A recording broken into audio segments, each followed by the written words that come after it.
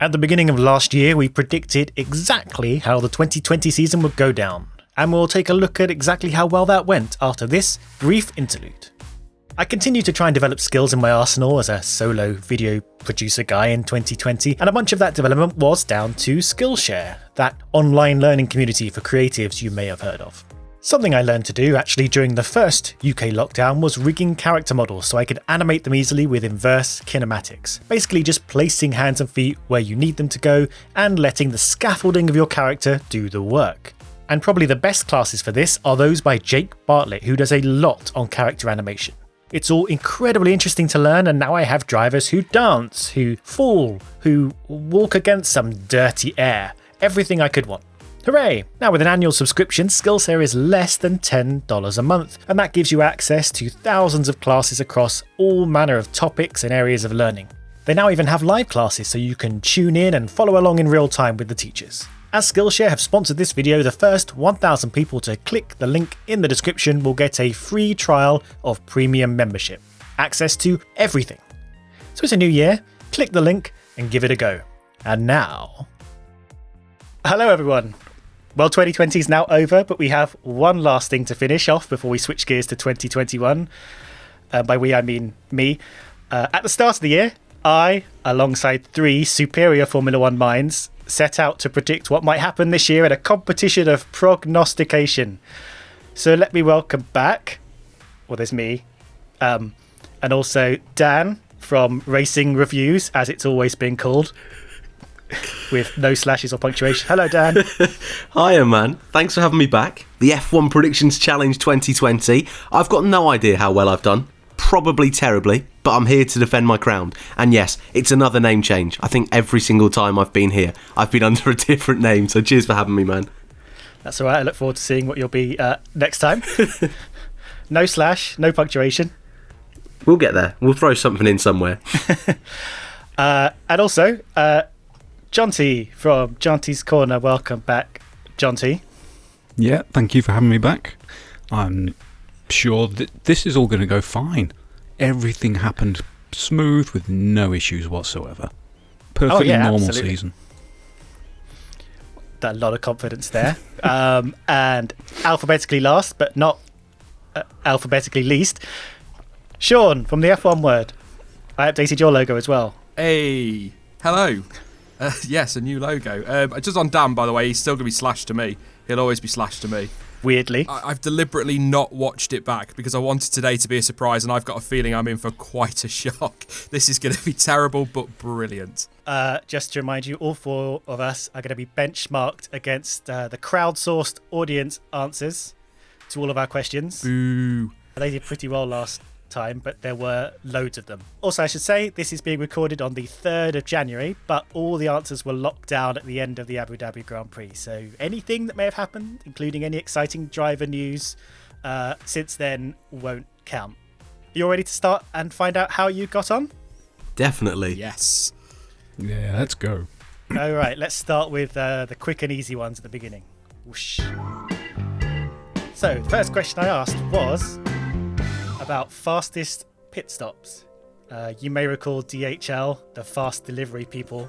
I don't know why I said that, they're not paying me for that. They rank the fastest pit stops for every race and give like normal F1 style points to the top 10.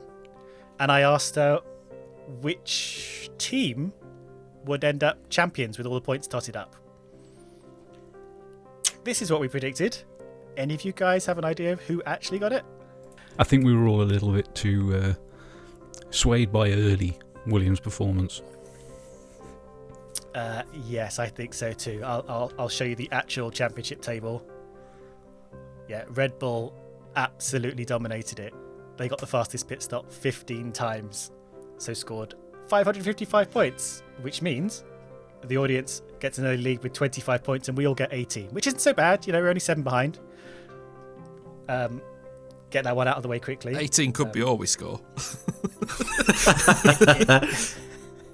That is true, it could be. And the overall total is probably quite easy to work out from here. So, audience in the lead. Similarly, I asked which driver would win the most official driver of the days. not drivers of the day. The actual official one with the audience vote. 2 of us went Charles Leclerc. 2 of us went Max Verstappen, as did the audience. Sean, you have any idea how this all came together for real? Surely it was Verstappen. Surely. It was Verstappen, but only just.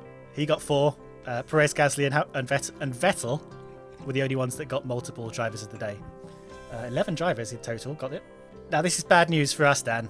Yeah, it's not great. Didn't get any. We tried. We went out there a little bit. We tried to push the boat. I think there was a little bit more Ferrari optimism than actually came true this year as that will pan out. But yeah, that means Sean and Jonty get the full 25 points and we get 0. Damn. Lovely. Just like Ferrari. Just like Ferrari. So that puts us 2 on the back foot, with the audience still in the lead with a perfect score so far of 50. So humans, as us, need to step it up. Now, next question was asking how many safety cars, including virtual ones, would be called across the whole season. This is probably the first question where the downsizing of the season might have had an effect, but we'll see. Whole range of answers across. Remember, 24 for me, 29 for Dan. Sean and Jonty went completely different ends of the scale. Which, if you're feeling more confident now? Yeah. 34 seems high. Well, I can tell you, the actual answer was 26, which was bang between the 2 of you. Okay. Well, that's better than I was expecting, to be fair. So I get the most with 25. Dan second, 18. The audience third, so they get the 15 points. And I did prepare a tiebreaker to separate you and Jonty, and I asked which race would have the most safety cars. I forgot about that. And you both said races that got cancelled. So thanks. So, the tie stands. You could both get 12 points for coming fourth. The most safety cars was, of course... That's right, Sakir. 4 times. 4 times the race got controlled by some form of safety car in Sakir. So, yeah, me and Dan have to do a little bit of catching up to do, but Sean and Jonty are now tied at 55. I like how the tiebreakers, for the tiebreaker, we both picked races that got cancelled, and then the actual result was a race that didn't exist at that time. Yeah, it would have been really hard to... I might have given it to you if one of you said Bahrain, but that might have been a bit controversial, and friendships would have been broken and such. All right, moving on to the next question. Now, I figured the top 3 in the Constructors' Championship would be just pretty much set. So instead, I asked you for who would come 4th. I think this ended up being one of the trickiest questions to get right in the end. Do you remember what you put? I'm just going to tell you. No. Yeah, no clue. Oh. We all put McLaren. Okay. And you know what? We all would have got this if it wasn't for Renault with their protest against Racing Point. Or the fact Ferrari were just absolutely bloody terrible. If they bothered to turn up. Everything just... so in the spirit of the question, we all got it right. They were actually the best of the rest, but Racing Point were the team that actually came 4th. But again, we got a tie-break question in which I asked how many points will the 4th place team get? The actual answer was 195 points. And we put all of these answers. The closest of which was Jonty with 203, a full 25 points. Dan was next, only 20 away. 15 points for me, 12 for the audience, and Sean, 78 points out, just gets the 10 points. But tricky question this, because Ferrari did go missing, so the points sort of distributed a little bit different than we thought. So that means Jonty now takes the lead for humans and literally everybody. Oh, it's nice to be classified with the humans. Yes. You are best of the humans and best of the weird crowdsourced glute that we need to be scared of. Similar question. which driver would come in 10th? I'd be amazed. Do you actually know who came in 10th? Gasly, wasn't it? Well, these are our predictions. 2 of us did pick Gasly. 2 of us went for Ocon. Dan, you went for Perez. Just a little bit off. The actual answer was Gasly. Dan, yeah, what completely underestimated Perez this year. Look, I didn't expect them to show it with the Mercedes. That wasn't in the plan. No one was expecting that this year, right? But no, I'm more than happy for Checo to prove me wrong this year. He had a mega season, so yeah, not the best start from me so far. No, your crown is looking tricky to hold on to, but there's a long way to go yet. Jonty and I got it bang on. So my tiebreaker question was to ask how many points they'd get. We were again quite far off, but Jonty again was the closest. 55 points he guessed, 75 was the real answer. Again, everybody got slightly more points who wasn't in a Mercedes or a Red Bull. Sean and the audience both guessed Ocon, 2 places out. Looking at the tiebreak though, Sean is the closer, so he gets the points for third. I'm shocked. Closer than Perez though. Thanks for reminding 5th me. place. Well, yeah, you couldn't be much further away, could you really, Dan? Let's be honest. So that means, of course, Jonty extends his lead with the full 25 points. Dan, you are still in 5th place, but plenty of time to go yet. Sorry, Dan. It's all right. Thanks for that, man. Next, I asked which driver would be most dominant over their teammate in qualifying. We did have drivers swapping in and out, but each driver was counted against whoever their teammate was at the time, and only for the races they took part in. So it ended up being a bit more complicated than maybe we predicted it would be. But let's see who you predicted. I went for Magnussen, and I can't tell you why I went for Magnussen. It probably was to wind Dan up, to be honest. The real answers were Max Verstappen coming out on top with a perfect 17 from 17 score over Albon. George Russell would have equalled him if he hadn't have switched to Mercedes. He comes in second. Magnussen only 1, 2, 3, 4, 5, 6, 8. That means Dan and Jonty, you get the 4 points. Dan, you're back in the game. Yeah, you deserve those 4 points. You're trying to wind me up as well. So yeah. I mean, he did out qualify his teammate, sort of just 10 to 59%. Okay, I'll give you that. I'm at the moment, I'm more happy with the 25 points. That'll do me for now. Sean, I think I remember actually going back that you considered Stroll to be not a Saturday man. Yeah, it's something he's always been. He's always struggled on a Saturday, but he went and took bloody pole position this year as well, didn't he? Just to totally shut me up. But to be fair, I thought Albon might turn up, but I've not seen him yet. Have you? Has he arrived? That was harsh. I'm sorry, Albon. I'm sorry. I love him really. Congrats again, Jonty. I think that's 3 full 25 points in a row for you. Yeah, this is going very differently to the previous season. Well, because 2020 had Jonty written all over it, didn't it? As soon as the season started, you're like, right, this is a Jonty's written this season. Actually, yeah, I swear after every pre-season recording of these predictions, you've been like, well, if this goes the way I predicted it, we're in for a great year. And you were right. So you extend your lead. You're on 130 points now. I'm on 80. You know, I'm just having a good time. I'm here for the giggles. Like the UK at Eurovision. I asked you which team would make the biggest percentage change in points from 2019. So let's have a quick look at what we predicted. I went for Haas. Everyone else went for Williams. Williams did only score 1 point last year, so all they needed to do was score 2 points to dominate this, but they didn't. In fact, Racing Point came out on top, scoring more than double what they scored before. I mean, actually, I say that Williams would have needed to score 3 points, so that's maths for you.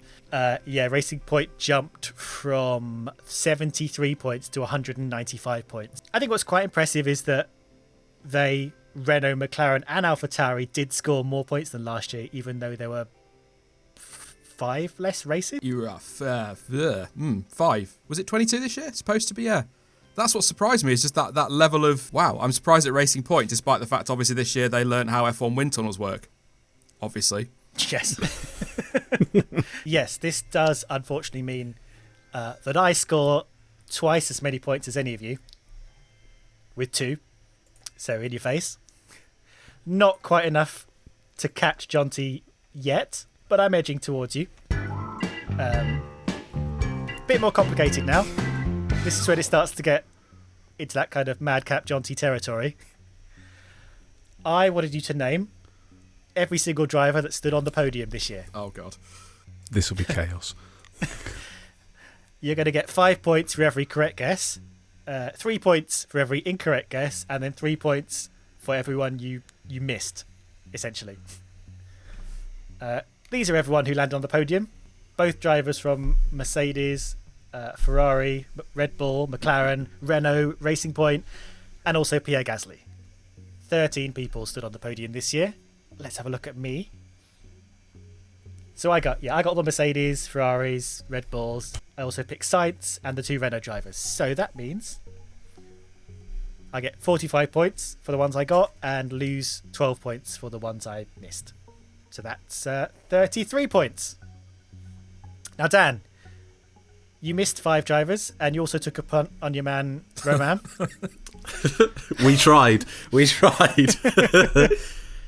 Yeah, so you got 40 points, but you lost 18 points. 22. Not great. Now, Jonty, you are well known for going in hard on this question. And this time it paid off. You only missed 3 drivers, but you did pick the wrong AlphaTauri. So you got 50 points, but you only lose 12 points. So that's 38 points, which, as you know, is my favourite number. Yeah. Sean, you weren't quite as bold. You missed 4 drivers, but you didn't guess any crazy outsiders. Kind of similar to me. You got 45 for the ones you got, and you lost 12 for the misses. That sounds like I mean your wife. I was going to say, who? 12 points for the miss. And the audience, they did exactly the same as Sean, so they also get 33 points. So again, Jonty, stretching your lead. It actually paid off this time. Yeah, you must be feeling pretty good. I can't believe I got the AlphaTauris the wrong way round. That was very, very silly. You were close in Imola. You were almost there. True. Yeah, at least you didn't pick Robert Kubica this year. What was that about? Yeah, so 169 points now, Jonty. Your closest rival is on 141, and they're not even human. So this is looking pretty good. I'm just waiting for the comments section, and you keep referring to them as not being human. They'll love it. Okay, this one is about penalty points. I wanted to know who the biggest collector of penalty points across 2020 was going to be. Just the points they got this year. We've got a couple of Grosjeans, a Danny, and a couple of Vettels as well. Do you all remember who actually got the most penalty points this year? It's not Vettel. Was it Hamilton? It was Hamilton. 6 points he got this year. After a season of actually not getting many points at all, he got them all this year. He got very, very close to actually getting that 12-point one-race ban. So that means... It means sorry. Dan picked someone who only got 1, and all of our other choices got none. That's correct. Yeah. 0 penalty points is technically 10th, so you get the 1 point for 10th. Wow. Finally, Dan is making his way up the ladder. Comes into 4th place, edging towards Jonty on 170 points. Next question, very similar. Same question, but just cumulatively for teams.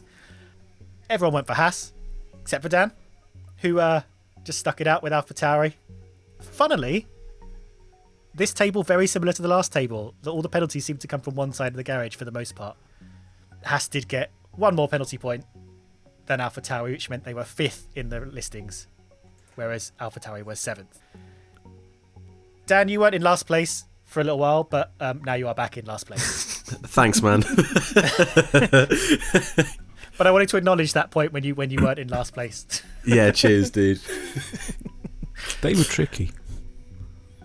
They were tricky. It always makes you thinking about how do you penalise a team without penalising a driver. No real answer to that. Okay, so Jonty's still in the lead. The audience is, I'm not going to say close behind, but they are in second, with Sean leading the rest of the humans.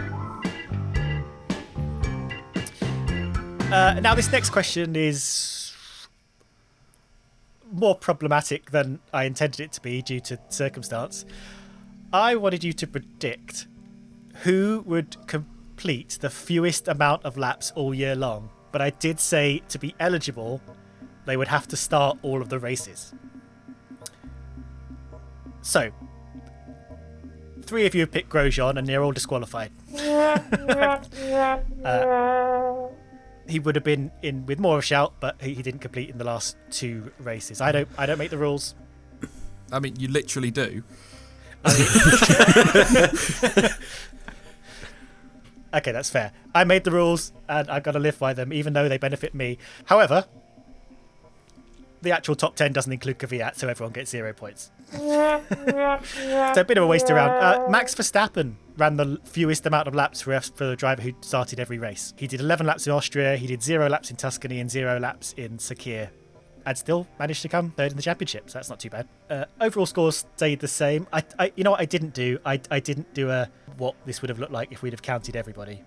So we'll never know if Grosjean would have been a good pick.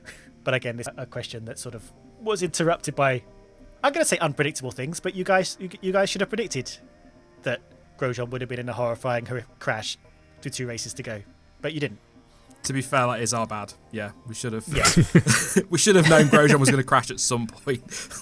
So moving on from that absolutely pointless round, I wanted you to tell me the top 6 drivers in the standings after 6 races had passed. Now, I will admit, we didn't know race 6 would end up being in the middle of August, and we'd have only done 4 tracks by this point. But again, it was up to you to see that coming. I asked you to predict.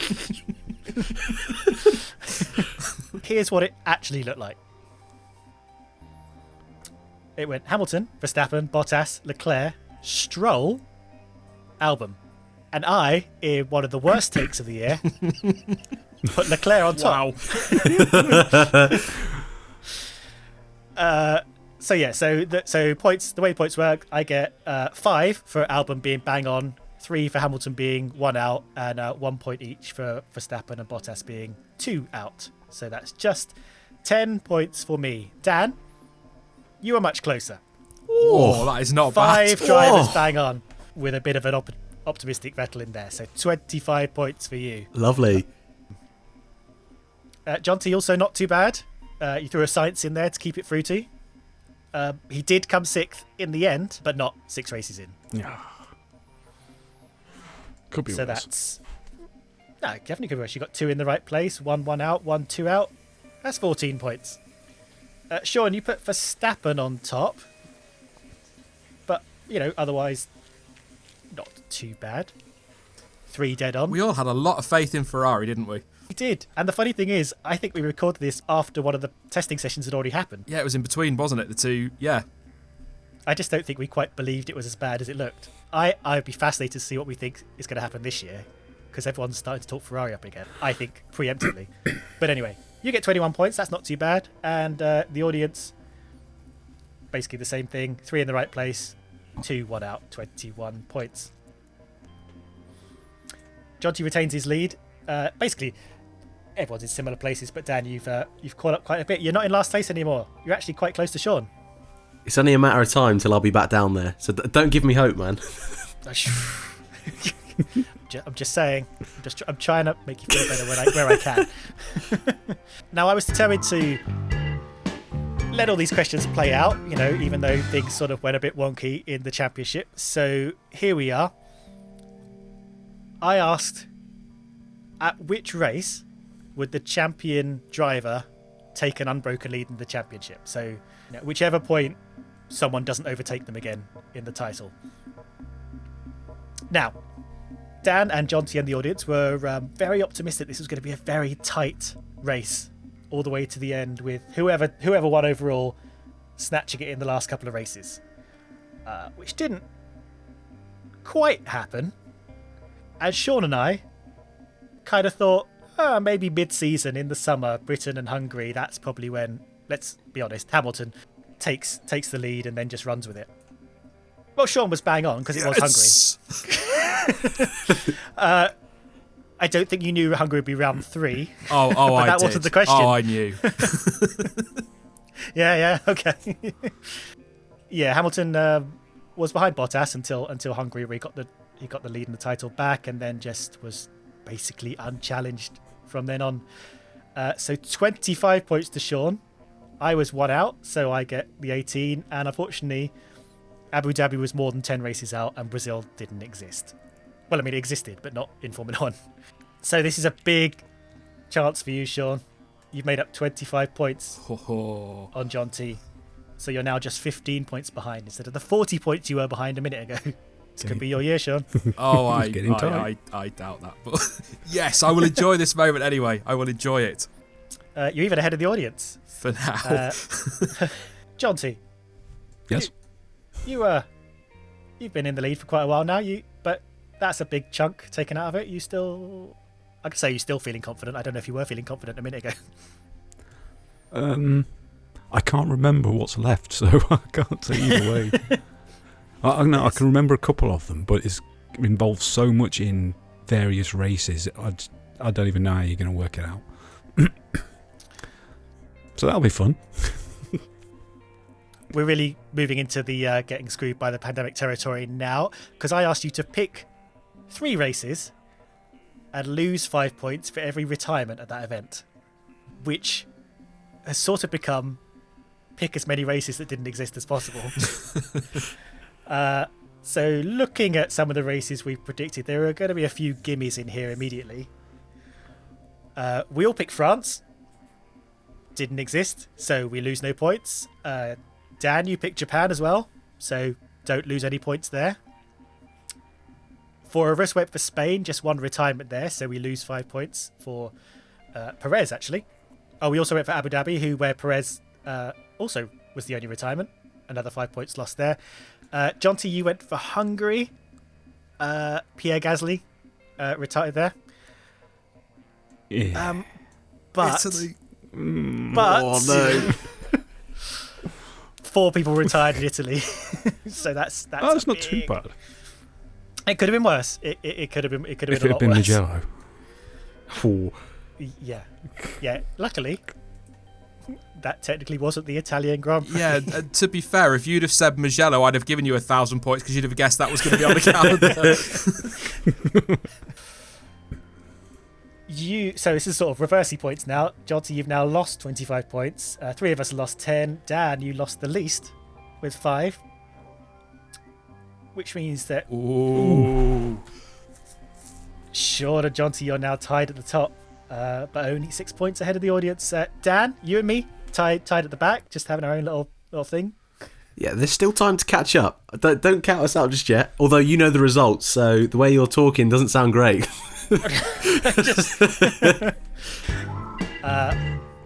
Similar kind of chaos happening here. So I said, pick 6 races and get Science's points in those races. Simple enough. Let's have a look at our picks. I can spot a few glaring problems with some of the things we predicted. Let's go through them. Monaco didn't happen. Neither did France or Singapore, Azerbaijan, the Netherlands, Canada. Japan didn't happen. Brazil didn't happen. So this is all that's left. Let's start with me. Science scored no points in Britain or Russia, so that's 0. Dan. Science got no points in Britain, but 18 points in Italy. Oh, and 8 points in Spain as well. So 26 points for you. You're doing well in these ones. It makes a change. I'll take that as a complete guess. Well, they all were, weren't they? But it'll do. You saying you didn't see Science's podium in Italy coming? Is that what you... I thought he'd win, of course, but that pesky Pierre Gasly took it away from him. Jonty, you got 16 points. 10 for Austria, 6 for Abu Dhabi. And Sean, just 13 for you. The 10 in Austria, 3 in Hungary. And only 11 for the audience. So that means, Jonty, you've eked out your lead again. A little bit. 3 points away from Sean with 185 points. Yeah. I thought I was going to get stiffed there when I saw that 4 of mine were cancelled and Sean had 4 to score from. Yeah, you did pretty well. Unlike me, who scored 0, whereas the person I was a minute ago level pegging with scored 26. I'm sorry, man. So, the 4 of you actually look like you're having a good close battle there. Like I said, I'll just watch. Just 3 rounds left. And it's all closing up. Round 16, I asked you to pick 2 drivers from what in 2019 were the bottom 7 teams. They had to be from different teams, your 2 drivers, and the winner would be the person whose duo scored the most points. Now I went for, not a terrible guess, Sainz and Ricciardo, which were 224 points. And just to be clear, we're not getting those points, but the person with the most points wins. Yeah, that makes sense. Dan, you did the same as me, except you swapped your McLaren driver for Orlando, who didn't quite score as many points, just 216 for you. Jonty, you went Sainz, and you also picked Perez, who was the best possible person you could have picked. So 230 points. Sean and the audience went the same as me, Sainz Ricciardo combo for 224 points. So Jonty wins that round, but we have to tie break Sean and me and the audience. And for that, I asked you to predict what you thought your team's points haul would be. And we all massively undersold our own drivers here. I was the closest, so I get the 18 points for second place. Jonty gets the 25 for first. Dan, unfortunately, after steamrollering, that doesn't seem like a real word, the last 2 rounds, only picks up 10 points this time. But you are still well ahead of me. Jonty's still in the lead with 13 points over Sean in second place with just 2 rounds to go. And now, what was probably a really stupid question to ask, but here we go anyway. It was the question where I asked you to add up a bunch of random things. Maybe you remember this question. I wanted you to add up how many different race-winning drivers there would be this year, how many different pole-sitting drivers, how many different drivers who scored fastest laps, how many races had wet compounds, how many drivers would start on the front row for the first time, how many drivers who would be confirmed to leave F1 or change teams during the season, and how many animal track invasions during official sessions. Is this where we start arguing? Yeah, possibly. I did check animal track invasions with you, and we agreed to an answer with that one. Oh, well, these are our predictions. It's hard to see at which point one of these will seem the most obvious, but I noticed that Dan is a bit of a go big or go home with 37. We shall see. You might be right. There were 5 different race-winning drivers, which were the 2 Mercedes, Verstappen, Perez, and Gasly. How many different pole sitters? 3? 4. 4. 4 different pole sitters, which were the main 3 plus Stroll. 7 fastest lap achieving drivers, which you can name, Sean. Hamilton, Verstappen, yes, Bottas, yes, Magnussen, Ricciardo, Norris, Sainz, yep, and one more, Stroll, Perez. You'll kick yourself. Albon, Come on, Sean. Leclerc, Vettel, You know it. Russell. Yes, there Russell. we go. I just named all 20 and we got there. I guess that Russell you think of last. Okay, there were 2 races where wet compounds were used, Hungary and Turkey. Only 1 new driver starting on the front row for the first time. That was Russell. Right. I think I'm confident. I think I'm happy with this. 7 drivers either left F1 or changed teams confirmed within the season, which were Grosjean, Magnussen, Vettel, Sainz, Perez, Ricciardo, and Russell, because he did change teams. I don't see any dissent. Good. And 1 animal track invasion, which was Bahrain. There was another one in Turkey, but it didn't actually happen during. And that doesn't add up to 37, it adds up to 27. Ooh. Damn. Which actually gives us a three-way tie, and I didn't even think of doing a tiebreaker for this question. It just happened to fall in the most tiebreakery position it could have done. So yeah, 25 points for three of us, 12 for Jonty, and another 10 for Dan. Sorry, Dan. Oh, it's not great, is it? It's not. I don't think I'm retaining that crown this year. Okay, so we got one round to go. Jonty and Sean are now tied on 2-2-2. This one is a round of many little predictions. It's the mini bingo. These are just our points at the top, so you can keep track. Why is the title race not like this? This is brilliant. Forget racing this year. Let's just do this all year. Here we go then. Don't forget the audience is just 1 point behind the pair of you. We could still get this, Dan. Okay, I'll believe you. Can we? Let me just add up. Yeah. Yeah? Okay, good. You'd need a few differentials. The points were structured to encourage you to go bold. So if you predict something that did come true, you'll get 5 points. If you correctly predict something that didn't happen, you'll only get 1 point. I hope that makes sense as a statement. And if you were wrong, you lose 3 points. Okay, here we go. I first asked if Mick Schumacher would get a 2021 F1 seat. And it came true, but only Sean thought it would happen. So that's an 8-point swing in Sean's favour. I'm not going to get cocky, I'm staying calm. I can remember what happens next. Shut up. The next question. Norris gets a podium. And he did. No! But only Sean. So that's an 8-point swing back. I don't like Lando Norris. The next question. I asked if the champion driver would come from the non-champion team. He did. That wasn't a. It's a very negative thing, but the champion driver did come from the champion team, so that's not true. Only Jonty and I believed in what actually was quite an improbable scenario. So we lose a couple of points. We lose 3 points. Everyone else gains 1 point. That gives you a 1-point lead over the audience now, Sean. Ooh. I've got to be honest. I'm sure the audience is lovely. I'm not looking at the audience. What was the next question? The next question was, Williams do not finish 10th. But unfortunately, they did finish 10th. But none of us believed they would do any better than a 10th. Sorry, Williams.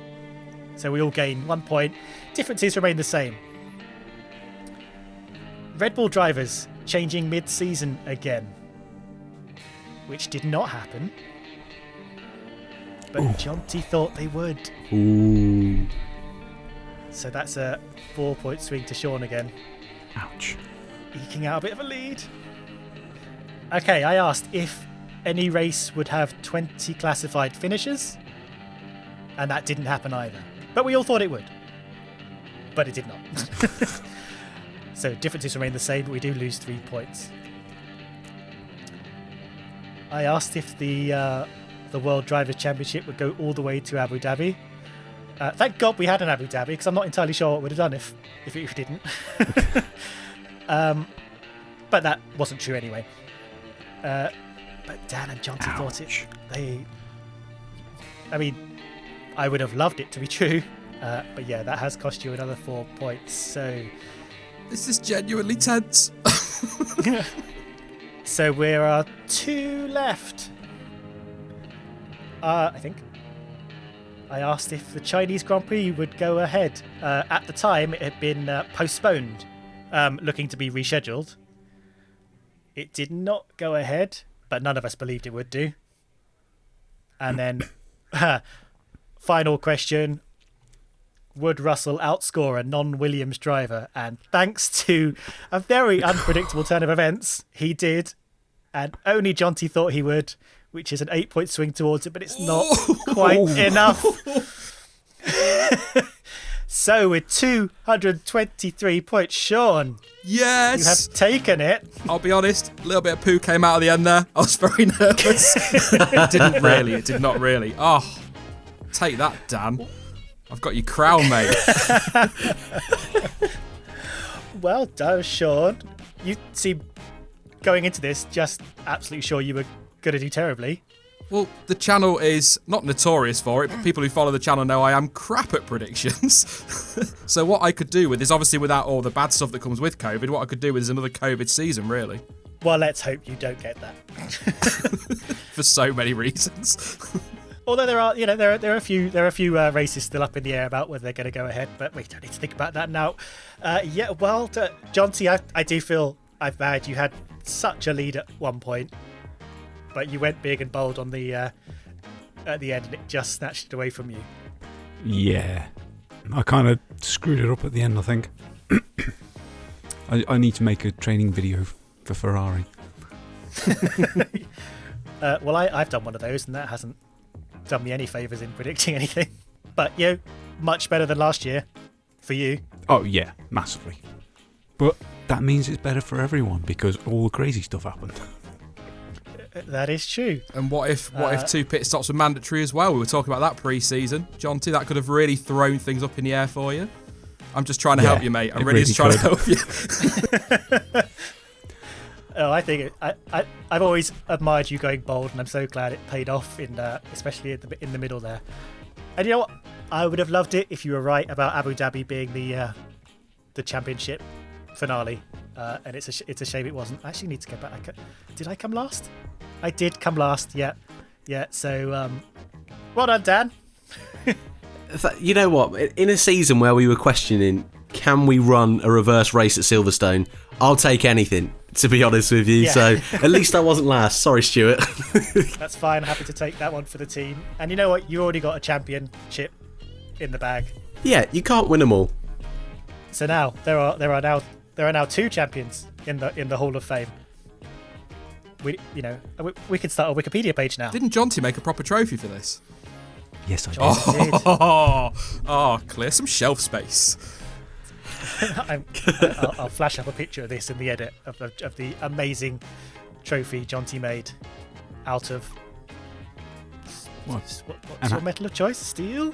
Well, it's various bits of scrap, but the point was the main face of it was made of an actual chain.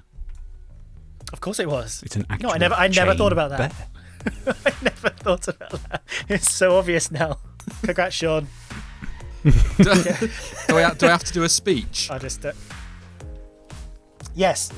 Now that you mentioned it, I shouldn't have mentioned it. I want to thank my mum, my dad, Jonty, because I always thank him for something, and 2020. If nothing else, it's taught us how to enjoy boring races. Were there any boring races? To be fair, a couple of Spain. Oh yeah, Spain. Yeah. Yeah, I mean, there were still a few negative bits. F1's new Insight graphics. Oh, they are actually bad. Don't. And stressing out, that calendar headache. And oh no, it's ridiculous. But the question is, are you doing this again next year? How much of this game's development is frozen between 2021? I do intend. I was thinking of kind of reducing the amount of questions and making each question a bit more interesting. I don't have an ending thing planned, so I'm just going to say stop, and then the video will just end, I think. Oh, I'll fade us out. That worked well last time. Didn't we sing last time? No. I did not sing. We didn't sing. Don't encourage that. I feel like I would have remembered that. So long, farewell, you bastards.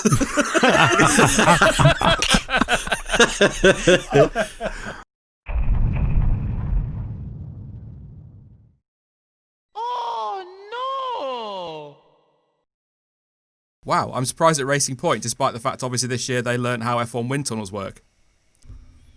They were tricky. It always makes you thinking about how do you penalise a team without penalising a driver. Yeah? Okay, good. You'd need a few differentials. I need to make a training video for Ferrari. And what if 2 pit stops were mandatory as well? We were talking about that pre-season. You know what? In a season where we were questioning, can we run a reverse race at Silverstone? And 2020, if nothing else, it's taught us how to enjoy boring races. Yeah, I mean, there were still a few negative bits, like F1's new insight graphics. Oh, they are actually bad. Don't. And stressing out, that calendar headache. And how much of this game's development is frozen between 2020 and 2021?